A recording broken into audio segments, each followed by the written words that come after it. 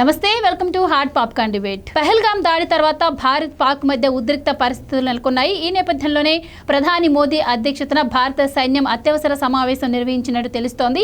అయితే ఈ సమావేశంలో నరేంద్ర మోదీ కొన్ని సంచలన వ్యాఖ్యలు చేశారు. పాకిస్తాన్ అష్ట దిగ్బంధనానికి రంగం సిద్ధమైనట్టు తెలుస్తోంది. అలాగే టైము డేటు ఫిక్స్ చేసుకునేందుకు సైన్యానికి పూర్తి స్వేచ్ఛ ఇచ్చినట్లుగా కూడా నరేంద్ర మోదీ ప్రకటించడం అయితే జరిగింది. మరి ఈ నేపథ్యంలో భారత త్రివిధ దళాలు పాకిస్తాన్ని ముట్టడించే అవకాశం ఉన్నట్టు వార్తలు వస్తున్నాయి. ఇక దీని తర్వాత మరి భారత్ పాక్ మధ్య పరిస్థితులు ఏ విధంగా ఉండబోతున్నాయి, ఇక యుద్ధం తప్పదు అంటారా? ఇలాంటి విషయాలన్నీ ఈరోజు డిబేట్లో చర్చిద్దాం. మనతో పాటు డిబేట్లో పార్టిసిపేట్ చేసేందుకు స్టూడియోలో ఉన్నారు సీనియర్ జర్నలిస్ట్ దుర్గా కుమార్ గారు, అలాగే సోషల్ యాక్టివిస్ట్ శ్రీలీల గారు. నమస్కారం అండి. నమస్కారం మా గోవర్ధన, మన వీక్షకులకు కూడా. సో దుర్గా కుమార్ గారు, మనం చూస్తున్నాం పహల్గామ్ దాడి తర్వాత భారత్ పాక్ మధ్య అంటే పాక్ కవింపు చర్యలకు పాల్పడుతూనే ఉంది, కానీ దానికి ధీటుగా భారత సైన్యం కూడా జవాబిస్తుంది. అయితే తాజాగా ప్రధానమంత్రి నరేంద్ర మోదీ గారే స్వయంగా భారత సైన్యానికి పూర్తి స్వేచ్ఛ ఇచ్చినట్టు తెలుస్తోంది. సో ఇంకా మరి భారత సైన్యం ఏం చేయబోతుంది అంటారు నెక్స్ట్? గతంలో కూడా మేము కొన్ని ఉద్రిక్త పరిస్థితులు, యుద్ధాలు కూడా చూసామమ్మా. ఇందిరాగాంధీ గారి టైంలో కూడా నాకు ఊహ ఉంది, అప్పటికి 71లో యుద్ధం వచ్చినప్పుడు. కానీ అప్పటికి ఇప్పటికీ ఒక వాతావరణంలో తేడా ఏంటంటే, ఈసారి దేశంలో భావోద్వేగం బాగా పెరిగిపోయింది. ప్రజల్లో కూడా చాలా, అంటే 26 మందిని నిరాయుధులైనటువంటి వ్యక్తుల్ని, పర్యాటకుల్ని కాల్చి చంపటం అనేది ఎవరు కూడా జీర్ణించుకోలేకపోతున్నారు. ఇది ఈ భావోద్వేగాన్ని ప్రభుత్వంలో ఉన్న పెద్దలు కూడా గుర్తించారు. మోడీ గారి మీద ఇంకా పూర్తి బాధ్యత ఉంది. అయితే మోడీ గారు కూడా ఏంటంటే ఈసారి బాధ్యత మొత్తాన్ని త్రివిధ దళాలకి అప్పచెప్పారు. ఎందుకంటే యుద్ధ సన్నద్ధత కానీ, ఏ సమయంలో డిక్లేర్ చేయాలి యుద్ధం అని కానీ, ఎప్పుడు ఎట్లా స్టార్ట్ చేయాలి స్ట్రాటజీ కానీ అంతా కూడా సాయుధ దళాలకు అప్పచెప్పడం అనేది ఈ నిర్ణయం అనేది చాలా పరిపక్వతతో తీసుకునే నిర్ణయం. నిజానికి రాజకీయ నాయకులు తీసుకునే నిర్ణయాలకి, సైనిక అధికారులకు ఎదురయ్యే ఆచరణలో ఇబ్బందులకి చాలా తేడా వస్తుంది. అది గతంలో అంత కోఆర్డినేషన్ ఉండేది కాదు. ఒకసారి ఇందిరాగాంధీ గారు కూడా తన టైంలో ఫీల్డ్ మార్షల్లో, ఆయన పేరు పెద్ద ఆయన పిలిపించి అడిగితే ఒకటే చెప్పాడు. అప్పుడు యుద్ధం ప్రకటించమని ఆమె అడిగితే, ప్రకటించడానికి నాకు ఇబ్బంది లేదు, కానీ పంజాబ్ హర్యానాల్లో హార్వెస్టింగ్ చేయించుకోండి ముందు. మీరు ఒక్కసారి కనుక యుద్ధం మొదలైందంటే రైతులు ధాన్యాన్ని ఇళ్ళకి తెచ్చుకోలేరు. ఫస్ట్ హార్వెస్టింగ్ గురించి ముందు మీరు అలర్ట్ అవ్వండి. మొత్తం లాస్ట్ గింజ కూడా తెచ్చేసుకున్న తర్వాత మనం యుద్ధం చేయటం మంచిది. లేకపోతే కనుక రైతులు కష్టపడతారు, నష్టపడతారు. సాధ్యం కూడా కాదు, మిలిటరీ ఆపరేషన్ ఏరియాస్లోకి, పొలాల్లోకి వాళ్ళు వెళ్ళలేరని కూడా చెప్పారు. అట్లాగే కొన్నిసార్లు వాతావరణ పరిస్థితులు అనుకూలించవు, వర్షాకాలంలో బురద, ఇలాంటి పరిస్థితులు. అట్లా ఇలాంటి అన్నింటినీ కూడా తీసుకోవాలి. ఇప్పుడు కార్గిల్ లాంటి హైట్ ఉండే ప్రదేశాల్లో మంచు ఉంటుంది. అలాగా సాయుధ దళాలు chief of defence staff Anil Chauhan, త్రివిధ దళాల అధిపతులు, రక్షణ మంత్రి రాజ్నాథ్ సింగ్, తర్వాత జాతీయ భద్రతా సలహాదారు అజిత్ దోవల్, వీళ్ళందరూ కూడా ప్రధానమంత్రి అధికార నివాసంలో సమావేశమయ్యారు. ఈ సమావేశం అనేది చాలా కీలకమైన సమావేశం. ఈ సమావేశంలో తీసుకున్న నిర్ణయం కూడా అత్యంత కీలకమైంది. అంటే యుద్ధం ప్రకటించుకోవాల్సింది ఈ త్రివిధ దళాల అధిపతులు, చీఫ్ ఆఫ్ డిఫెన్స్ స్టాఫ్, అంతే. ముగ్గురు కనుక నిర్ణయం చేసుకుని పొలిటికల్ లీడర్స్ డిఫెన్స్ ఈయనకి చెప్పాలి. లేకపోతే అజిత్ దోవాల్ కూడా దాంట్లో ఉంటారు, సలహాదారు. అజిత్ దోవాల్ ఆరితేరిన వ్యక్తి, పాకిస్తాన్ గురించిన ఆస్పాస్తులన్నీ తెలిసిన వ్యక్తి అజిత్ దోవాల్. ఎందుకంటే ఆయన 7-8 సంవత్సరాలు ఒక బెగ్గరగా పాకిస్తాన్లో గడిపాడు, అంటే ఒక గూఢచారిగా. కాబట్టి పాకిస్తాన్లో ఉన్న అంతర్గత అంశాలన్నీ కూడా ఆయనకి క్షుణ్ణంగా తెలుసు. రెండోది, మొన్న జరిగిన పహల్గామ్ ఇన్సిడెంట్ మీద ప్రధాని మోడీ గారు కూడా చాలా స్ట్రిక్ట్, అంటే చాలా మనసు బాధతో ఉన్నాడు.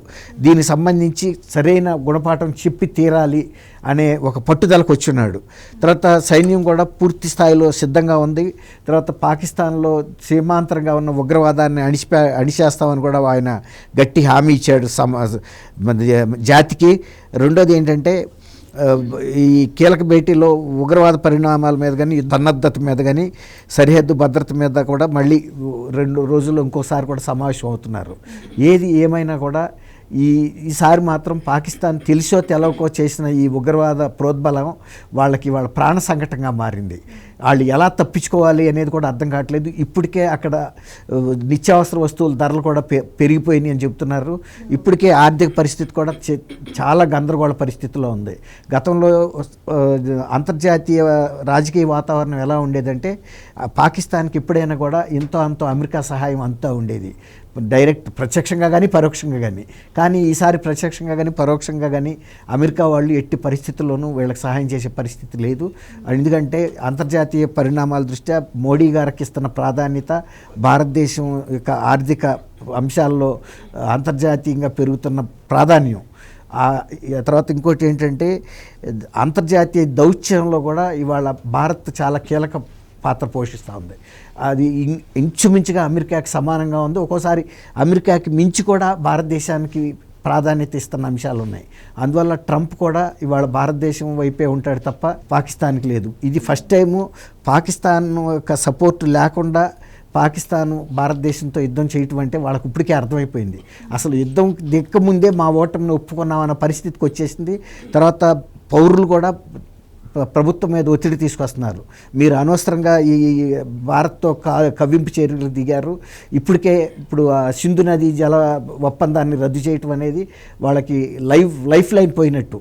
ఆక్సిజన్ సప్లై పేషెంట్ బెడ్ మీద ఉంటే ఎంత ముఖ్యమో ఆక్సిజన్ ఆపేస్తే ఆ పేషెంట్ డెత్ కింద లెక్క.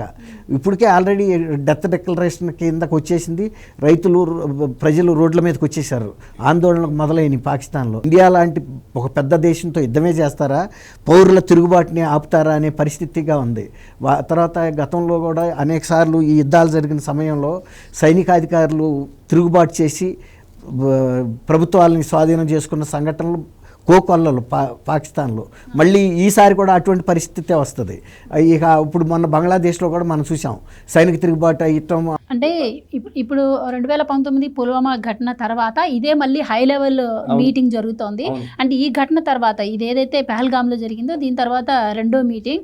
అండ్ ఫస్ట్ మీటింగ్ జరిగినప్పుడు కూడా ఈ సింధు జలాల నిలిపివేత కావచ్చు, ఇటువైపు నుంచి అంటే బోర్డర్ ఏదైతే ఉందో దాన్ని క్లోజ్ చేయడం కావచ్చు, లేదంటేనేమో పాకిస్తాన్ వాళ్ళని పంపించేయడం కావచ్చు, ఇలాంటి నిర్ణయాలు తీసుకున్నారు. సో ఈసారి ఈ మీటింగ్లో తీసుకునే నిర్ణయాలు చాలా కఠినంగా ఉంటాయి అంటున్నారు. సో మరి భారత సైన్యానికి పూర్తి స్వేచ్ఛ ఇచ్చింది కాబట్టి మరి యుద్ధం తప్పదంటారా? అలాంటి పరిస్థితులు ఉంటాయంటారా? ఖచ్చితంగా. అంటే ఫ్లాష్ నిర్ణయం ఇక ఇదివరకట్లాగా పొలిటికల్ డెసిషన్స్ ఉండవు ఇక్కడ. మళ్ళీ అత్యున్నత స్థాయి అధికారుల భేటీలు కానీ కేబినెట్ స్పెషల్ సబ్ కమిటీ మీటింగులు కానీ ఉండవు. పూర్తి అధికారాలని ఎవరైతే ఈ మిలిటరీ అంశాల్లో బాగా నాలెడ్జ్ ఉందో వాళ్ళ చేతుల్లోనే ఉంది కాబట్టి వాళ్ళు ఎప్పుడు నిర్ణయం తీసుకునైనా సరే ప్రకటించేసేయచ్చు. మోడీ గారు అది ఒక రకంగా పవర్ ఆఫ్ అటార్నీ ఇచ్చేసినట్టు. అది గతంలో ఎప్పుడు జరిగేది కాదు. ఎందుకు జరిగేది కాదంటే ఎప్పుడు కూడా ప్రధానమంత్రులు, త్రివిధ దళాల అధిపతులు, రక్షణ మంత్రి లేకపోతే రక్షణ సలహాదారులు వీళ్ళు అందరూ కలిసి తీసుకునేవాళ్ళు. ఈసారి ముందే ఈ నిర్ణయం అంటే ఒక మీటింగ్ అయింది కాబట్టి ఆ మీటింగ్లో ఇంత కీలక నిర్ణయం తీసుకుని త్రివిధ దళాలతో పాటు చీఫ్ ఆఫ్ డిఫెన్స్ స్టాఫ్కి, గతంలో అసలు చీఫ్ ఆఫ్ డిఫెన్స్ స్టాఫ్ ఉండేది కాదు. కొంతకాలం నుంచి మాత్రమే. గతంలో మొన్న మధ్య హెలికాప్టర్లో కూడా ప్రమాదంలో కూడా ఒక చీఫ్ ఆఫ్ స్టాఫ్ చనిపోయారు. గతంలో త్రివిధ దళాల అధిపతులు మాత్రమే ఉండేవాళ్ళు, కంబైన్డ్ చీఫ్ ఉండేది లేదు అసలు ఆ పోస్టు. ఇప్పుడు కొత్తగా పెట్టారు. అంటే కోఆర్డినేషను ఈ మూడు త్రివిధ దళాలకి సంబంధించిన సమన్వయం కోసం. ఇప్పుడు ఆ సమన్వయం చేసే అధికారి అల్టిమేట్ అనమాట, నెక్స్ట్ టు ద ప్రెసిడెంట్. అసలు యాక్చువల్గా చీఫ్ ఆఫ్ ద స్టాఫ్ అంటే రాజ్యాంగపరంగా రాష్ట్రపతి, మూడు దళాలకి అధిపతి. ఇప్పుడు ఈ కంబైన్డ్ చీఫ్ ఆఫ్ స్టాఫ్ అంటే రాష్ట్రపతికి దిగువన ఉంటుంది. ఇక ప్రాక్టికల్ పర్పసెస్ ఈ నిర్ణయమే. ఊరికే కాన్స్టిట్యూషనల్గా మాత్రమే రాష్ట్రపతి చీఫ్గా వ్యవహరిస్తారు. ఇప్పుడు ఈ నిర్ణయం అనేది ఈ స్థాయిలో అప్పగిచ్చిన తర్వాత ఎనీ మూమెంట్ డిక్లేర్ చేసే పరిస్థితి అయితే ఉంది. ఇవాళ మనం కాదు భయపడాల్సింది. ఇవాళ పరిస్థితి ఏంటంటే ఇవాళ క్షణక్షణము భయంతో బతుకుతున్నారు పాకిస్తాన్ ప్రజలు కానీ ప్రభుత్వం కానీ. ప్రభుత్వం ఎట్టి పరిస్థితుల్లోనూ ఇంత పటిష్టమైన సాయుధ బలగాలున్న, తర్వాత అణ్వాయుధ సంపత్తి ఉన్న భారత్తో తలపట్టడం అంటే అది చాలా దుస్సాహసమే చెప్పాలి. ఆ దుస్సాహసానికి తెలిసో తెలవకో తలపెట్టారు కాబట్టి ఇవాళ వెనక్కి వెళ్ళటానికి కూడా వాళ్ళకి ఆహ్వానం వస్తుంది. దీని మీద మధ్యవర్తిత్వం చేయటానికి కూడా ఇరాక్ ప్రభుత్వం కూడా ముందుకొచ్చింది. కానీ ఈ రెండు దేశాల్లో ఎవరు కూడా దానికి పెద్ద సుముఖత అయితే చూపలేదు. ఎందుకంటే కొంత యుద్ధం జరిగిన తర్వాత కానీ పాకిస్తాన్కి కూడా బుద్ధి రాదు. ఉక్రెయిన్ లాగానే దిగటం ఈజీ, యుద్ధంలోకి దిగిన తర్వాత ముందుకు వెళ్ళటం కష్టం అవుతుంది. ఇప్పుడు రష్యాతో ఉక్రెయిన్ పరిస్థితి ఎట్లా ఉంది? మొన్న మధ్య ఉక్రెయిన్ దేశాధ్యక్షుడు కూడా ట్రంప్ దగ్గరికి వెళ్ళి ఏం మాట్లాడాలో తెలకు మిస్ఫైర్ అయ్యి వెనక్కి తిరిగి వచ్చాడు. కానీ ఇవాళ ఎట్టి పరిస్థితిలో యుద్ధం అది ముగింపుకు రాబోతుంది. వీళ్ళకి కూడా ఒక వారం రోజులు కనుక చేశారంటే అయిపోయినట్టే. పాక్ ఆర్థిక పరిస్థితి మొత్తం రోడ్డున పడుతుంది అన్నమాట, దివాళా కోరు దీనికి వెళ్ళిపోతుంది. అయితే శ్రీలీల గారు, ఈ కాశ్మీర్లో ఈ పహల్గామ్ దాడి తర్వాత కాశ్మీర్లో ఉన్నటువంటి ఉగ్రవాదుల ఇళ్లను భారత సైన్యం ధ్వంసం చేసింది. దానికి ప్రతిగా ఇప్పుడు వాళ్ళు మళ్ళీ కొంతమంది స్లీపర్ సెల్స్ ద్వారా ఇక్కడ మళ్ళీ దాడులు చేసేందుకు కుట్రలు బనుతున్నారు అని చెప్పి ఇంటెలిజెన్స్ రిపోర్ట్ ఉంది అంటున్నారు. దానికి తోడు ఈరోజు హై లెవెల్ మీటింగ్ జరిగింది. ఈ మీటింగ్లో కూడా కఠిన నిర్ణయాలు ఉండబోతున్నాయన్న నేపథ్యంలో మరి పహల్గామ్ దాడికి భారత్ ధీటైన జవాబు ఇవ్వనుందంటారా? మీ ఉద్దేశం ఏంటి? ఖచ్చితంగా ఏదైతే ఈ పహల్గామా ఉగ్రవాదులు ఏ విధంగా దాడి చేశారు, ఎంతమంది భారతీయులు అన్యాయంగా వాళ్ళు పట్టున పెట్టుకున్నారని చూస్తే నిజంగా అది భారతీయులందరికీ కూడా ఈ రోజున రక్తం మరిగిపోయే పరిస్థితి. ఎవరిని కూడా వదిలిపెట్టద్దు. ఎక్కడైతే భారతీయుల్ని వీళ్ళు కాల్చి చంపారో, ఎవరైతే ఆ దాడికి పాల్పడ్డారో వాళ్ళని అదే ప్లేస్కు తీసుకొచ్చి అదే విధంగా వాళ్ళని కాల్చి చంపండి. వాళ్ళ గుండెల్లో ఈ తోటాలు దూచుకుపోవాలి. ఇక్కడ ప్రతి ఒక్కరూ కూడా అదే దీంతో సమాధానం ఇస్తున్నారు. భారతీయులందరూ కూడా అదేవిధంగా భారత త్రివిధ దళాలన్నీ కూడా ఈ రోజున ఎప్పుడు స్టార్ట్ అనగానే వెంటనే వాళ్ళ మీదకి అటాక్ చేయడానికి రెడీగా అన్నీ కూడా సంసిద్ధంగా ఉన్నాయి. ఎవరిని కూడా వదిలిపెట్టే ప్రసక్తే లేదు. వాళ్ళు ఎన్ని విధాలుగా ఎన్ని పన్నాగాలు పడినా కేవలం వాళ్ళదంతా కూడా ఈ రోజున మనకు కనిపిస్తుంది పై మాటలే, తాటాకు చప్పుళ్ళే తప్పించి వాళ్ళ దగ్గర ఈ రోజున చూస్తూనే ఉన్నాం. కనీసం రొట్టెలు చేసుకోవడానికి గోధుమ పిండి కూడా లేని పరిస్థితి. ఎప్పుడు ఈ తాలిబాన్లు ఎవరైతే ఆఫ్ఘనిస్తాన్ వాళ్ళు అటాక్ చేస్తారో, ఏ విధంగా వీళ్ళ పరిస్థితి మారబోతుందో అనే పరిస్థితిలో వాళ్ళు ఉక్కిరిబిక్కిరి అవుతూ ఈ విధమైన దాడికి పాల్పడటం ఎక్కడా కూడా మనం అసలు ఇంతవరకు చూసుకుంటే అక్కడ దాదాపుగా రేపు రాబోయే అమర్నాథ్ యాత్ర మీద కూడా ఇది తీవ్ర ప్రభావం చూపబోతుంది. ఇప్పటికే చాలా టికెట్లు కూడా క్యాన్సిల్ చేసుకొని అందరూ కూడా ఇంకా వెళ్ళటానికి కొంచెం సుముఖత చూపట్లేదు అనేది మనకు వస్తున్న సమాచారం. ఇవన్నీ చూస్తుంటే వీళ్ళు భారతీయ సాంప్రదాయం మీద, అదేవిధంగా హిందూ తత్వం మీద ఏ విధంగా దెబ్బతీయాలని చెప్పి చూశారు. ఆ రోజు చూసాం ప్రతి ఒక్కరిని కూడా బొట్టు తీసేయండి, లేకపోతే మగవాళ్ళను కూడా ఏ విధంగా చెక్ చేశారు వాళ్ళు. ఆ రోజు చూస్తే ఈ ఎవరైతే అక్కడ ఆ జిప్ డ్రైవ్ టేకాఫ్ చేసి ఎవరైతే అతను ఉన్నాడో అతను కూడా అల్లాహు అక్బర్ అని అరిచిన తర్వాతే ఇతన్ని అక్కడ ఎవరైతే వెళ్ళారో అతను చెప్తున్నాడు. వెళ్ళారు పర్యాటకుల్లో ఒక అతను ఏదైతే సెల్ఫీ వీడియో రికార్డ్ అయింది అదే ఈ రోజున కీలకమైంది. అదేవిధంగా అక్కడ ఒక లోకల్ కెమెరామ్యాన్ కూడా ఉగ్రదాడి జరగబోయే టైంలో ఒక చెట్టు ఎక్కి దాక్కోవటం, అతను అక్కడి నుంచి ఇదంతా షూట్ చేయటం, ఎవరెవరు ఏ విధంగా వీళ్ళని ఇబ్బంది పెట్టారు, ఏ విధంగా కాల్చి చంపారు, ఇవన్నీ చూస్తూ ఉంటే అంటే రియల్గా అక్కడ చూసిన వాళ్ళకే తప్పించి ఆధారాలు ఉండేవి కాదు. కానీ వీళ్ళందరూ రికార్డ్ చేయటం వల్ల ఈరోజు అది 10 మందికి ఇప్పుడు మొత్తం భారతదేశం అంతా తెలియటం వల్ల ఏం జరుగుతుందంటే వైరల్ అయింది. అదేమైందంటే ప్రతి ఒక్కరిలో కూడా రక్తం మరిగిపోయే పరిస్థితి. ఇంత దుర్మార్గానికి పాల్పడ్డారా వీళ్ళంతా? నిజంగా ఇది తిప్పికొట్టే ప్రక్రియలో వాళ్ళు ఎప్పుడు కూడా ఈ రోజును చూస్తే వాళ్ళకి తినడానికి తిండి లేని పరిస్థితిలో ఉండి ఇలాంటి కఠినమైన చర్యలకు పాల్పడుతూ ప్రాణాలు తీసుకున్నారు భారతీయులది. కాబట్టి ఖచ్చితంగా ప్రధాని నరేంద్ర మోడీ గారు కూడా ఎక్కడ నా ప్రమేయం ఏమీ లేదు, ఖచ్చితంగా ఏదైతే సైనిక దళాలు ఉన్నాయో వాళ్ళకి ఎప్పుడు ఏ క్షణాన ఎలా వాళ్ళ మీద అటాక్ చేయాలో వాళ్ళందరికీ తెలుసు కాబట్టి వాళ్ళకి వదిలేశారు. అది కూడా నేను ఎక్కడ కూడా ఇన్వాల్వ్ అవ్వట్లేదు. మీరు ఇప్పటి వరకు మనందరం చూసిన వీడియోలు, అక్కడ వెళ్ళినటువంటి పర్యాటకులు తీసినటువంటి వీడియోలు, కానీ దీనికి ఇవే కాకుండా అక్కడ జరిగిన సంఘటనల వీడియోలు ఇంకా క్రూరాతి క్రూరంగా ఉన్నాయి. సో వాటిని కూడా విడుదల చేసే యోచనలో ఇప్పుడు కేంద్రం ఉన్నట్టు తెలుస్తుంది. ఎందుకంటే ప్రపంచం అంతటికీ కూడా పాక్ ఎలాంటి దుశ్చర్యకు పాల్పడిందని తెలియజేశారు. ఆ వీడియోలు కూడా విడుదల చేయబోతుంది కేంద్రం అంటున్నారు. ఎలా ఉండబోతుందంట? ఖచ్చితంగా ఇప్పుడు మనం ఇవి చూస్తుంటేనే ఇలా అనుకుంటున్నాం. అంటే అక్కడ ఉన్న పర్యాటకులు వెళ్ళిన వాళ్ళు, ప్రత్యక్ష సాక్షులు చెప్తున్నది వింటుంటే ఎంత భయంకరమైన సిచ్యువేషన్. ప్రాణ భయంతో పరుగులు పెట్టడం, అక్కడ కొంచెం ఎత్తైన ప్రదేశాల చాటుకు వెళ్ళి దాక్కోవటం, ఏ విధంగా అక్కడ జరిగింది, ఎంతమంది అక్కడున్న లోకల్ పీపుల్ కూడా కొంతమంది వీళ్ళని రాంగ్ ట్రాక్ పెట్టించారు. అట్లా రాంగ్ ట్రాక్ ఎందుకు పట్టించారు, వీళ్ళని పారిపోకుండా కొంతమంది ప్రయత్నం చేశారు. అక్కడ షాల్వాలు అమ్ముకునే వాళ్ళంతా కూడా, ఆ షాల్స్ మాల్స్ వాళ్ళంతా కూడా కొంతమంది ప్రత్యక్ష సాక్షులు చెప్తున్నారు. నిజంగా మీరు అన్నట్లుగా అక్కడ జరిగిన ఏదైతే ఇంకా భయంకరమైన సిచ్యువేషన్స్ ఎవరైనా షూట్ చేసి ఉంటే అవి గనక బయటికి వస్తే కనుక ప్రతి ఒక్కరూ కూడా ఒక సైనికుడిగా మారతాడు. ప్రతి ఒక్క భారతీయుడు కూడా ఈ రోజున చూసే వాళ్ళు పదే పదే ఒక కులాన్ని తీసుకొస్తున్నారు, ఒక మతాన్ని తీసుకొస్తున్నారు, రెచ్చగొట్టే ధోరణి. అంటే ఇక్కడ మనం అనుకుంటున్నట్లుగా అంటే ముస్లింలు అంతా కూడా ఉగ్రవాదులు కాదు, కానీ ఉగ్రవాది అయిన వాళ్ళంతా కూడా ముస్లిమ్సే. అదైతే మనం ఇక్కడ చెప్పుకోవచ్చు. మరి అట్లాంటి ఉగ్రవాదులు ఏ విధమైన చర్యలు, వాళ్ళ కార్యకలాపాలు ఏ విధంగా ఉండబోతున్నాయి, భారతీయుల మీద వాళ్ళ ప్రభావం ఎలా ఉండబోతుందంటే దానికి నిలువెత్తు సాక్ష్యం మొన్న జరిగింది. ఏదైతే పహల్గామా ఉగ్రవాదుల దాడి ఉందో అది మాత్రం మనం ఖచ్చితంగా చెప్పుకోవచ్చు. దీన్ని నిజంగా నరేంద్ర మోడీ గారు ఎట్టి పరిస్థితుల్లో కూడా వదిలిపెట్టే ప్రసక్తే లేదు. ఇప్పుడు సార్ చెప్పినట్లుగా ఏదైతే సింధు జలాలు కానివ్వండి, లేకపోతే అక్కడ ఉన్న ఏదైతే మనకి కొన్ని ఎగ్జిట్ ఎండ్ అవన్నీ ఉన్నాయో ద్వారాలు, అవన్నీ క్లోజ్ చేయటం కానివ్వండి, వాళ్ళని ఎక్కడా కూడా ఇక్కడున్న కొంతమంది పాకిస్తాన్లు కూడా మీరు మా దేశం నుంచి వెళ్ళిపోవటం అనేవి కూడా మనం ఇవ్వటం కానివ్వండి ఆదేశాలు, వీటన్నిటివి చూసుకుంటే ఖచ్చితంగా వాళ్ళకి పోరాడే ధైర్యం లేదు. కేవలం ఇది దొంగ దెబ్బ తీశారు. ఇలాంటి దొంగ దెబ్బలు తీయటం మీరందాన్ని బట్టి ఇప్పటికీ కూడా ఎల్ఓసి వద్ద పాక్ కవింపు చర్యలకు పాల్పడుతూనే ఉంది. అండ్ అర్ధరాత్రి 12:30 గంటలకు పాకిస్తాన్లో కూడా సమావేశం జరిగింది అని చెప్పి కూడా వార్తలు వస్తున్నాయి. సో వాళ్ళు కూడా యుద్ధానికి రెడీగా ఉండే ఈ సమావేశాలు నిర్వహిస్తున్నారు అనుకోవచ్చా? అంటే యుద్ధానికి సమావేశాలు కాదు కానీ దొంగ దెబ్బ తీయడానికి సమావేశాలని మనం ఖచ్చితంగా చెప్పుకోవచ్చు. ఇక్కడ వాళ్ళ పనే అది. ఈ రోజున అర్ధరాత్రి ఇప్పుడు సైనిక దళాలు ఎక్కడా కొంచెం సైలెంట్గా కాస్త ఏదైనా వాళ్ళు రెస్ట్ తీసుకుంటున్నారు అని వీళ్ళకి అనిపించిందో మనం చూసాం. పహల్గామాలో అదే జరిగింది. అక్కడ ఎవ్వరు కూడా సైనికులు లేరు, రక్షణ దళాలు ఏమీ లేవు, అక్కడ వాళ్ళు అటాక్ చేశారు. అదేవిధంగా అక్కడ ఉన్న వాళ్ళంతా కూడా సెంట్రల్ గవర్నమెంట్ జాబ్ హోల్డర్స్, ఆ రోజున మరణించిన వాళ్ళందరూ కూడా అవన్నీ కూడా వాళ్ళకి ఇక్కడి నుంచి సమాచారం, ఎవరు వాళ్ళకి అక్కడ షెల్టర్ ఇచ్చారు, వాళ్ళు ఎక్కడున్నారు, ఇవన్నీ మనం చూసాం. కానీ వాళ్ళు ఏదైతే మీరంటున్నట్లుగా ఒక మీటింగ్ అయితే కండక్ట్ చేశారంటున్నారో అది ఖచ్చితంగా వాళ్ళు దొంగ దెబ్బ తీయడానికే తప్పించి వాళ్ళు డైరెక్ట్గా ఏదైనా సరే వచ్చి సింహద్వారం అవ్వకుండా వచ్చి యుద్ధం చేయడానికైతే వాళ్ళకి అంత ధైర్యం లేదు, అలాగే అంత సాహసం కూడా చేయలేరు, అంత ద్రవ్యోల్బలం కూడా వాళ్ళ దగ్గర లేదు. ఇదైతే మనం ఖచ్చితంగా చెప్పుకోవచ్చు.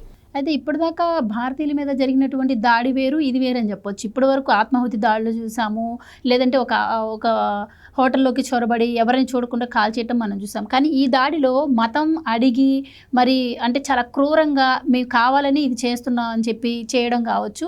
అండ్ ముఖ్యంగా ఈ సింధు నదీ జలాలు ఏవైతే పాకిస్తాన్కి వెళ్లకుండా నిర్ణయం తీసుకుందో భారత్, ఆ తర్వాత హిందువుల రక్తం సింధు నదిలో బారిస్తాం, ఆ వాటర్ ఆఫ్ చేస్తే అని చెప్పి కూడా హఫీజ్ సయ్యద్ అనే వ్యక్తి బహిరంగ ప్రకటన చేశారు. అండ్ ముఖ్యంగా మోదీని కూడా నరికి చంపుదామని కూడా ఒక మాట అనడం జరిగింది. సో మోదీ గారు కూడా ఈసారి చాలా ప్రెస్టీజియస్గా తీసుకున్నట్టు తెలుస్తోంది. ఈ నేపథ్యంలో మరి ఎలా ఉండబోతుందంటారు? పాకిస్తాన్ సన్నద్ధంగా ఉందంటారా యుద్ధానికి? పాక్ దేశాధ్యక్షులు కానీ పాక్ సైనిక అధ్యక్షులు కానీ ఇలాంటి ప్రకటనలు చేయటం వాళ్ళ కొత్త కాదు. జనరల్ అయూబ్ ఖాన్ దగ్గర నుంచి ముజిబుర్ భుట్టో అంటే బెనజీర్ భుట్టో తండ్రి ఆయన కానీ తర్వాత వచ్చిన సైనిక పాలకులు కానీ భారతదేశం మీద ఇలాంటి ప్రకటనలు పరంపరగా చేస్తూ వచ్చారు. వాళ్ళ జీవితంలో ఎప్పటికైనా సరే భారతదేశాన్ని మేము ఓడించాలనేది పాకిస్తాన్ జాతి యొక్క ఒక వాంఛ, చిరకాల వాంఛ. అనేక సార్లు ప్రయత్నం చేశారు. శ్యామ్ మానేక్షా అని మా ఫీల్డ్ మార్షల్, ఆయన 1971లో బంగ్లాదేశ్ వారప్పుడు ఆయన చేసినటువంటి ఒక స్ట్రాటజీతో కొన్ని వేల మంది పాకిస్తానీ సైన్యం, 60,000 మంది పాకిస్తానీ సైన్యాన్ని కాల్చి చంపే అవకాశం ఇండియాకి వచ్చింది. అట్లా చిక్కుపోయారు. కానీ మానేక్షా అది చేయలేదు. ఎందుకంటే ఫీల్డ్ మార్షల్ మానేక్షా అని ఆయన అంతర్జాతీయ సైనిక నిపుణుడు. ఆయన ఇందిరాగాంధీనే బేబీ అని పిలవగలిగినట్టు అంతటి అంటే ఆ కాన్ఫిడెన్స్ లెవెల్స్ అని అట్లా ఉండేది. అటువంటి ఫీల్డ్ మార్షల్స్ జనరల్ కరియప్పని కూడా పాకిస్తాన్ చూసింది. భారత్ సైన్యం దెబ్బ ఎలాంటిదో, భారత్ నాయకత్వ పటిమ ఎలాంటిదో, వాళ్ళు ఎంత స్థాయికైనా వెళ్ళగలుగుతారో, వాళ్ళ ఆర్థిక శక్తి ఏంటి, తర్వాత ప్రపంచ దేశాల్లో వీళ్ళకి దౌత్యపరంగా ఉన్న పట్టు ఏంటి, అవన్నీ పాకిస్తాన్కి తెలుసు. పాకిస్తాన్ ప్రజలకు కూడా ఒకటి ఏం తెలుసు అంటే మన దేశంలో నాయకత్వం అలాంటి పట్టుమగల నాయకత్వం లేదు, మనకి ఆర్థిక శక్తి లేదు, తర్వాత మిలిటరీ పరంగా కూడా ఆయుధ సంపత్తి లేదు. ఇవి ఇందాక చెప్పారు, ఇప్పటికే ద్రవ్యోల్బణంతో కూడా వాళ్ళు అల్లాడుతున్నారు, ఆర్థిక శక్తి లేదు.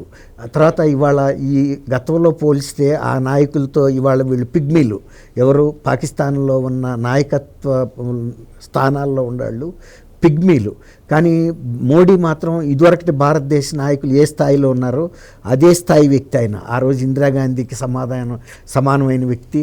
అలాగే పివి నరసింహారావు గారు కానీ ఏ ప్రధానమంత్రి అయినా ఇదివరకు ఎలా ఉన్నారో అంతకి ఇంకా ఈయన ఇందిరాగాంధీతో పోల్చొచ్చు. ఇందిరాగాంధీ కూడా మోడీ గారి టైపే. ఒక నిర్ణయం కనుక తీసుకుందంటే మాత్రం సమర్థంగా నాయకత్వం ఉంది, తర్వాత దాన్ని సాధించేటువంటి పట్టుదల ఉంది, వ్యూహం ఉంది, తర్వాత అంతర్జాతీయ నాయకుల దగ్గర దేశాల్లోనూ పట్టుంది. సేమ్ మోడీ గారు కూడా ఇప్పుడు అదే పరిస్థితి. కాబట్టి ఇవాళ పాకిస్తాన్కి ఏ విధంగా చూసుకున్నా అంతర్గతంగా ఏదో ఇంట్లో ఈగల మోత బయట పల్లకీల మోత అన్నట్టు వాళ్ళ దేశంలోనే అంతర్గత సమస్యలతో కొట్టుమిట్టాడుతూ ఉండే ఈ సమయంలో వాళ్ళు యుద్ధం ప్రకటించుకోవటం అనేది ఆత్మహత్య సదృశ్యం. అంటే మీరన్న దాన్ని బట్టి నిజంగానే ఆ సీన్ పాక్కి లేదంటారు. అందుకే ఈ ఉగ్రవాది దాడి తర్వాత పాకిస్తాన్ ఒక ప్రచారం చేస్తోంది. ఈ northern commander lieutenant general Suchindra కుమార్ను పదవి నుంచి తొలగించారని చెప్పి, అంటే దీంట్లో ఫెయిల్ అయిపోయారని చెప్పి ఆయన కస్టడీలో కూడా తీసుకున్నారని ఒక ప్రచారం అయితే మొదలుపెట్టింది పాక్ అన్న. దాన్ని భారత్ ఖండించింది. ఇదంతా అబద్ధం, దీంట్లో ఫేక్ వార్తలు అని చెప్పి. ఈ ప్రచారాలు కూడా అందులో భాగంగానే, అంటే భారత సైన్యాన్ని భారత ప్రజలను వీక్ చేయడం కోసం, వాళ్ళ నైతిక బలాన్ని దెబ్బతీయటానికి. ఇప్పుడు ఆయన్ని సైనిక వైఫల్యం అని భారత్ ఎప్పుడు అనుకోవాలా. ఇది పాక్ కుట్రగా చూస్తున్నారు. పాక్ భారత సైన్యం వైఫల్యం అనేది లేనే లేదు. ఇట్లాంటి ముష్కర్లు ఎప్పుడు ఎక్కడైనా ఇంతకు ముందు చెప్పారు, ఎక్కడైతే రక్షణ దళాలు లేవో అక్కడికి వెళ్ళి చేశారు. ప్రతి ఇంచులోనూ రక్షణ దళాలు ఉండక్కర్లేదు. ఇప్పుడు ఇవాళ వాళ్ళ స్వయంగా వాళ్ళ నాశనాన్ని వాళ్ళు కోరి తెచ్చుకునే పరిస్థితికి వచ్చారు ఇవాళ ఈ చర్య ద్వారా. దీని మూలాన జరిగే నష్టం ఇంకొక 50 ఏళ్ల పాటు పాకిస్తాన్ తేరుకోదు, ఇంకొక 50-60 ఏళ్ల పాటు అసలు ఇండియా వైపు కన్నెత్తి కూడా చూడదు. ఓ రకంగా ప్రధాని మోడీ గారు కూడా ఒక నిర్ణయానికి వచ్చేసాడు. ఈ మాటకి చిల్లర తగాదాల కన్నా ఒక్కసారి వీళ్ళని గతంలో 71 టైంలో ఎలా అయితే చేశారో ఇవాళ బెలూచిస్తాన్ కూడా కనుక మోడీ గారి పేరు మీద ఆ రోజు బంగ్లాదేశ్ ఎలా ఏర్పడిందో ముజిబుర్ రెహమాన్ నాయకత్వంలో, ఇవాళ పాకిస్తాన్ మళ్ళీ ఇంకొక 2 ముక్కలు అయిపోద్ది. ఇప్పుడు బెలూచిస్తాన్ కూడా డిక్లేర్ చేసేస్తారు.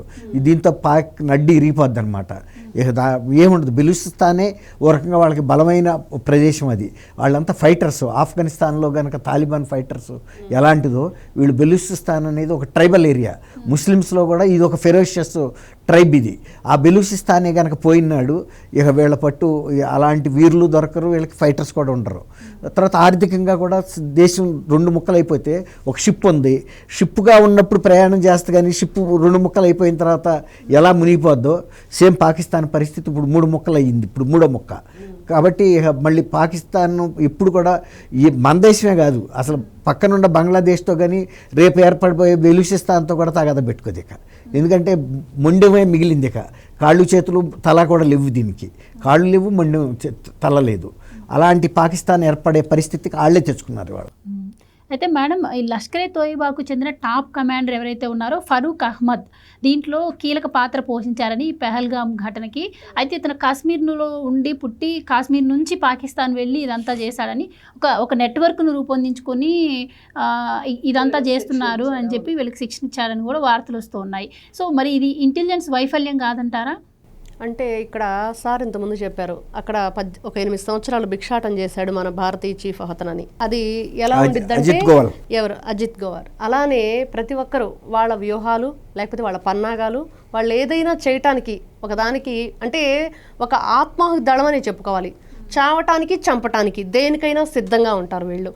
అలానే కొన్ని వ్యూహాలతో పన్నాగాలతో మన దేశంలో ప్రవేశించడం, ఇక్కడ కొంతమంది వాళ్ళకి షెల్టర్ ఇవ్వటం, ఆ షెల్టర్ ఇచ్చిన వాళ్ళని వీళ్ళు ఇక్కడ ఏదైతే ఇట్లాంటి విధ్వంసాలని రెచ్చగొట్టే విధంగా వాళ్ళని తయారు చేయడానికి ఇతను ట్రైనింగ్ ఇవ్వటం, ఇప్పుడు జరిగిన దానికంతా వీళ్ళే కారణం అనేది మనకు ఖచ్చితంగా కనిపిస్తున్న విషయం.